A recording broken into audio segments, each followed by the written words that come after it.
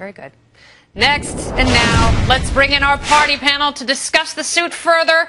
It's first-timer Thaddeus Russell. He's a professor of American Studies at Occidental College. He knows a lot about history. Yes, and he's not afraid to use that brain. And also another independence newbie, it's Benjamin Domenech. He's a senior fellow of healthcare at the Heartland Institute, and his heart is going to be in it. Well, Rand is as mad as hell, but is this suit the best way to exact his revenge and exact change? Peter Suderman, I'm going to go to you first.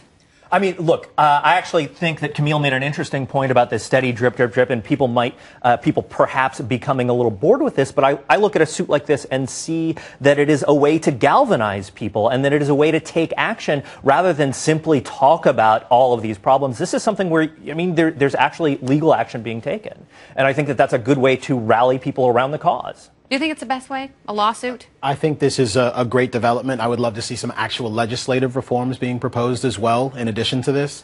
But we're not getting that just yet. Hopefully this goes someplace. There are big questions, though. We don't exactly know the shape of what might happen, even if this lawsuit is successful. So there's still major questions to be answered. All right. Well, Rand Paul. Hi, Thad. Hi. Hi. Rand Paul certainly shapes the libertarian message of the Republican wing in Congress and the Senate, definitely. He's also running for president, probably. Right. All right. And Matt is saying that he's launching this lawsuit as a civilian. But can you really do that? Can you be just a guy and sue people who work for the government? Why not, first of all? I mean, shouldn't we encourage that at all costs? I mean, my problem is that I think a lot of people on the left are going to look at this as a Rand Paul thing, as a Freedom Works thing, and they're going to see evil, because those people, of course, are evil, and they're not going to support it. I think this will be another litmus test of who stands for personal liberty against the state. And I think a lot of leftists will fall by the wayside or actually attack the messengers.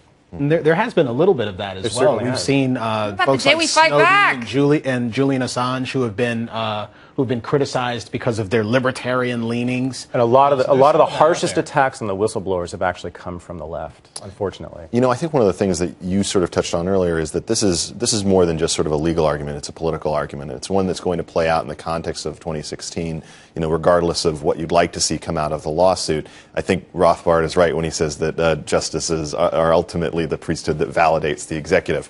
But I think that in this case, one thing that's really interesting that you could see come out of it is sort of this rise of this Jeffersonian impulse on the right, which we haven't really tested yet. And I think we've seen to a certain extent that there are a lot of Tea Partiers who may have favored kind of a Jacksonian attitude toward the world, going out there and kicking some ass, who are maybe coming back now and saying, hey, that could lead to some bad things domestically. You know, it's one thing if we're spying on people overseas, but it's another thing if we're sort of invading my own privacy. And I think that that's going to be something that's really tested for the first time in 2016. All right, you talk about Rothbard. You talk about validation. But what about absolution?